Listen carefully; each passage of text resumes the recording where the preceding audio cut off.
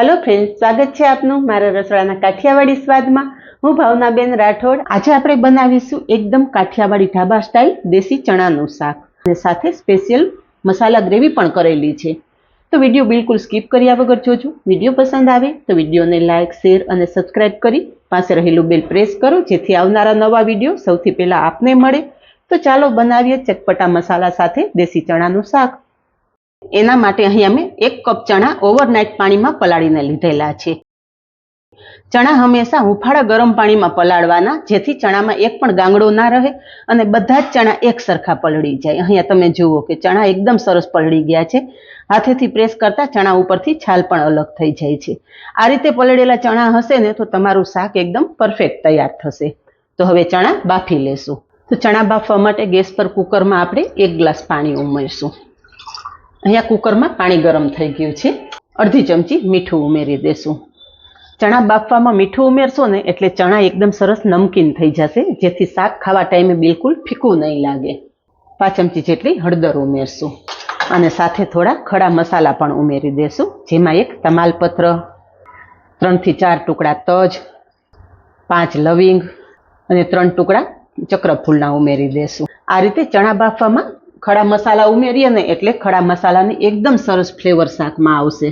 हवे पलाळेला चणानुं पाणी काढी नाख्युं छे अने चणा कुकरमां उमेरी देशुं अने सरस मिक्स करी देशुं। चणा बाफवामां वधारे पाणी नथी उमेरवानुं, प्रमाणसर पाणी उमेरीने चणा बाफवाना छे। आपणे आ पाणी सहित ज चणानुं वघार करशुं एटले पाणी मापे राखीने चणा बाफवाना। हवे गैसनी मीडियम फ्लेम उपर कुकर में 5 सीटी करी लेशुं।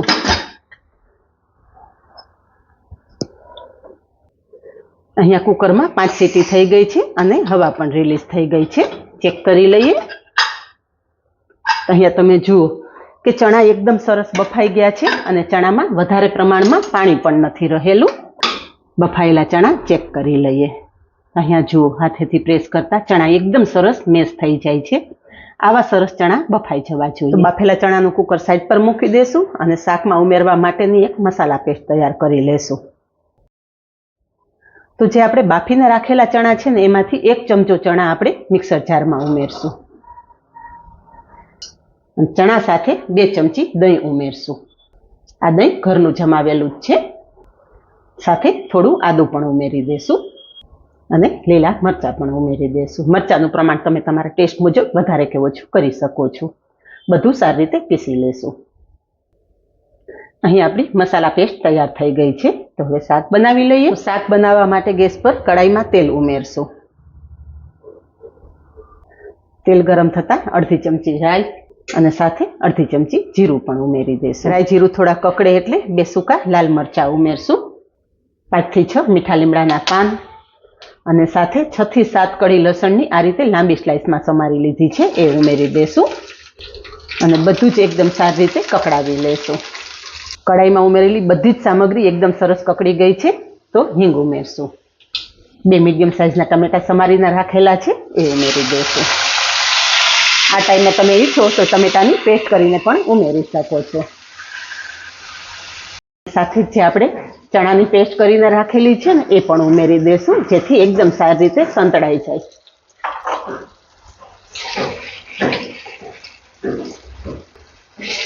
પ્રસંગમાં ચણાનું શાક આ રીતે જ બનતું હોય છે।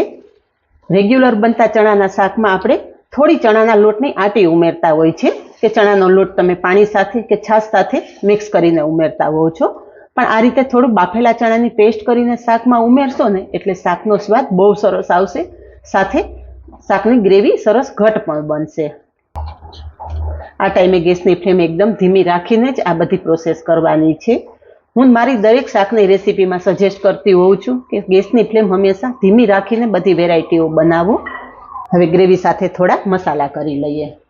મસાલામાં આપણે 5 ચમચી જેટલી હળદર ઉમેરશું। હળદર આપણે ચણા બાફવામાં પણ ઉમેરેલી છે એટલે જાળવીને ઉમેરવાની અને મીઠું પણ આપણે ચણા બાફવામાં ઉમેરેલું એટલે મીઠું પણ જાળવીને ઉમેરવાનું। તો સ્વાદ પ્રમાણે મીઠું ઉમેરી દેશું અને 2 ચમચી લાલ મરચું પાવડર ઉમેરશું। લાલ મરચું પાવડર તમારા ટેસ્ટ મુજબ વધારે કે ઓછો કરી શકો છો। અહીંયા બધું જ સરસ મિક્સ થઈ ગયું છે અને તેલ છૂટું પડવા માંડ્યું છે। તો આપણે અડધા કપ જેટલું પાણી ઉમેરશું અને બધું સારી રીતે મિક્સ કરી લેશું. બધું જ અહીંયા એકદમ સરસ મિક્સ થઈ ગયું છે. થોડી વાર ઢાંકણ ઢાંકી દઈશું એટલે આપણી પરફેક્ટ ગ્રેવી તૈયાર થઈ જાય. એકાદી મિનિટ પછી ચેક કરીએ તો અહીંયા તમે જુઓ કે ગ્રેવીમાંથી બધું જ તેલ છૂટું પડી ગયું છે અને ઢાંકણ ખોલતા એટલી મસ્ત સુગંધ આવી રહી છે ને.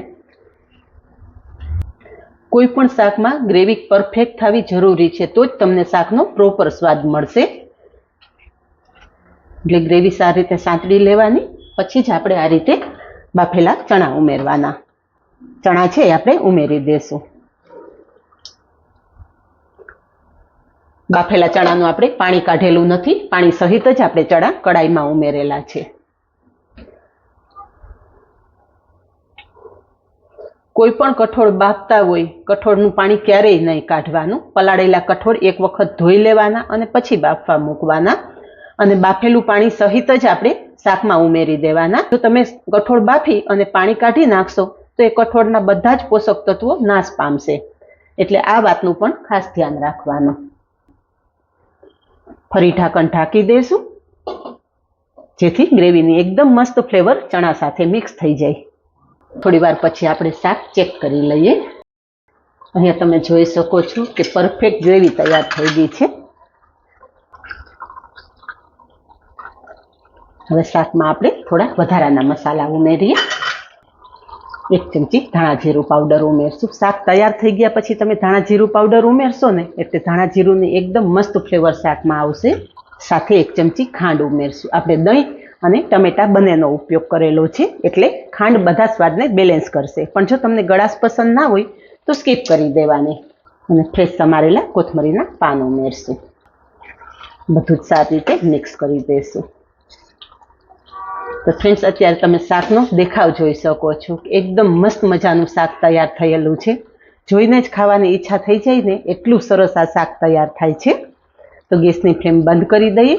અત્યારે તમને ગ્રેવી થોડી વધારે લાગતી હશે, પણ શાક થોડું ઠંડુ થશે ને એટલે પરફેક્ટ ગ્રેવી સાથે શાક તૈયાર થશે.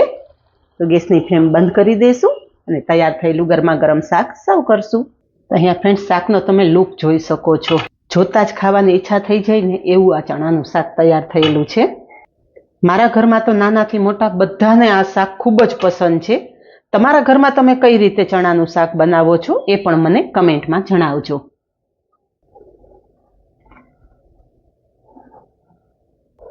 ઉપર થોડી કોથમરી નાખી અને ગાર્નિશ કરશું. તો તૈયાર છે સ્પેશિયલ મસાલા સાથે બનેલું ચણાનું શાક.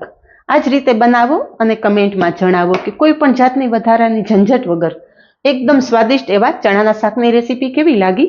આજે બસ આટલું જ. મળીએ નેક્સ્ટ વિડીયોમાં. ત્યાં સુધી બાય. Thank you.